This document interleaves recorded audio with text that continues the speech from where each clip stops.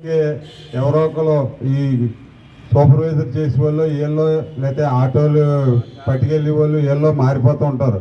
ఎందుకు మారిపోతున్నారు ఏంటని నేను ఫస్ట్లో అయితే రాంబాబు అని నిమ్సైడ్ వేస్తున్నట్టుకున్నాడు, అందుకే మానేస్తున్నారు అది ఇదని చెప్పి అనుకునేవాడిని. బయట వాళ్ళు ఎవడన్నా కనపడినప్పుడు అడిగితే వాళ్ళు చెప్పింది కూడా అలా కదన్నా ఈ దేనికి కాంప్రమైజింగ్ ఉండదు మమ్మల్ని అది ఇదని చెప్పి నిమ్సైడ్ వేస్తున్నాడు. నాకు అర్థమైంది ఏంటంటే ఒక తల్లిదండ్రులు ఇంట్లో ఉంటే ముసలోళ్ళు మనం విసుక్కుంటూ ఉంటాం ఎదురు వెళ్ళేటప్పుడు వచ్చేటప్పుడు. అలాగే ఉదాహరణకి ఇప్పుడు మా ఇంటి పక్కనే ఒక ఆవిడ ఉంది, బేబీ అని రామవాణి గారు మిషన్ కుట్టు కూడా నేర్చుకుంది పాప వాళ్ళ అమ్మగారే. ఆవిడైతే వాళ్ళని ఎంత హింస పెడుతుందంటే రాత్రులు మీద ఉన్నటువంటి మా మెంటార్ శ్రీ సిహెచ్ఎన్జిఎస్ ప్రసాద్ రెడ్డి గారికి, అలాగే మా గురు సమానులు మారిశెట్టి జితేంద్ర గారు డిప్యూటీ కలెక్టర్గా ఆయన రిటైర్డ్ అయ్యారు, వారికి సోదర సమానులు.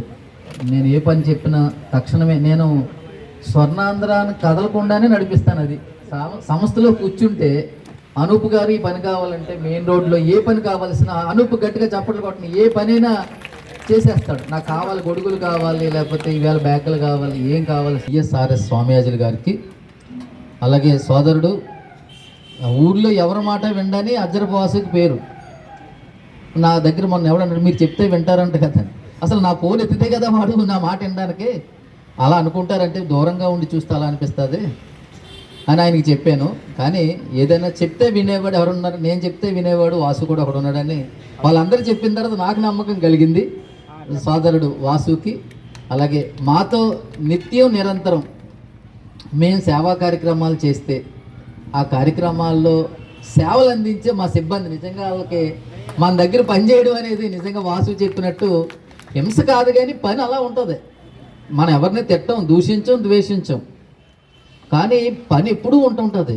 ఇప్పుడు విరామం లేకుండా పనిచేయడం అనేది కష్టమని నాకు ఎప్పటికీ తెలియలేదు. పాపం 1 ఇయర్లోనూ 2 ఇయర్స్లోనూ వాళ్ళకి తెలుస్తూ ఉంటుంది. జాయిన్ అయిన 10 రోజులకే వాడికి అసలు పని ఎంత కష్టంగా ఉంటుందా అని అనిపిస్తుంటుంది మా సిబ్బందికి. అలాగే నేను ఈ ఊరు 1991లో వచ్చిన దగ్గర నుండి ఉద్యోగరీత్యా జీవిత బీమా సంస్థలో ఉద్యోగిగా పనిచేస్తున్నప్పుడు నా వెన్నంటే ఉన్నటువంటి LIC కుటుంబం అందరికీ, అలాగే ఇక్కడికి విచ్చేసినటువంటి నేను 91లో ఈ ఊరు వచ్చిన దగ్గర నుంచి నేను ఈనాడు జర్నలిస్ట్గా పనిచేసి ఉద్యోగంలోకి వచ్చాను.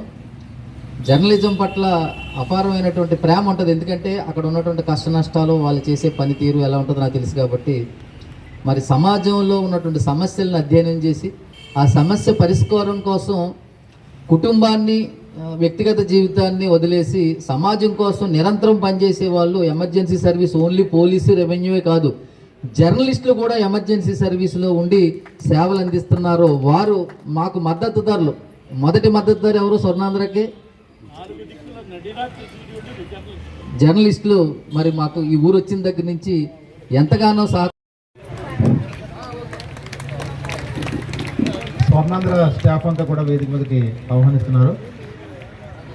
కార్యక్రమం మనం తొందరగానే ముగించుకుందాం.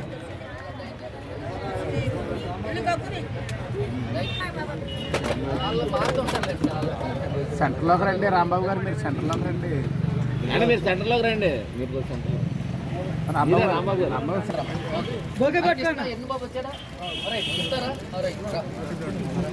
స్వర్ణాంధ్ర స్టాఫ్ మెంబర్స్ అంతా రాంబాబు గారిని అభినందిస్తున్నారు. గ్రూప్ ఫోటో కూడా తీస్తున్నారు. రాంబాబు గారు ఇప్పుడు టీచర్స్, క్యాషియర్,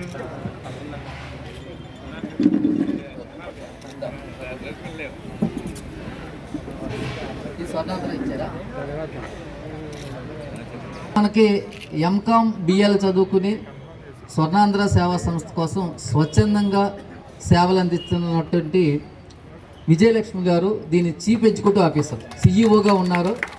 టోటల్ అడ్మినిస్ట్రేషన్ అంతా వారే చూస్తారు. అలాగే దివ్య మేడం మగ్గం టైలరింగ్ టీచర్. అందరూ పిల్లలందరూ గట్టిగా చప్పట్లు కొట్టండి టీచర్ గారికి. అలాగే సింధు మేడం గారు బ్యూటీషియన్ టీచర్. ఇక్కడ మేరా స్వామి గారు కేర్ టేకర్. మేరా కుమారి ఈవిడ ఇక్కడ శబరికి సేవలు అందిస్తున్నారు, ఇక్కడ కూడా ఇన్ఛార్జ్గా ఉన్నారు. అలాగే సరోజిని. శరత్ రాలేదా? కోరుకుంటున్నాను. Thank you sir.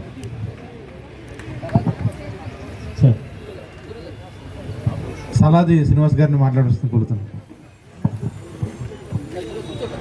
ఇక్కడ ఉన్న పెద్దలందరికీ కూడా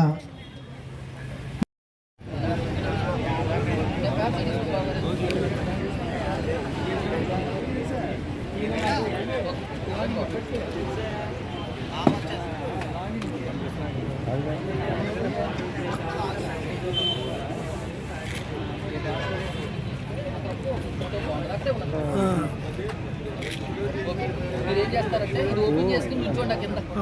మీరే కుమార్ ఇంకెవరు ఉన్నారా? అక్కడ ఉన్నాయా బాబా? అక్కడ దగ్గరికి వెళ్ళిపోండి. దగ్గరికి అది అలా ఉంది. కలర్ఫుల్గా ఉంది. సురేష్ వచ్చేయండి సార్ పైకి.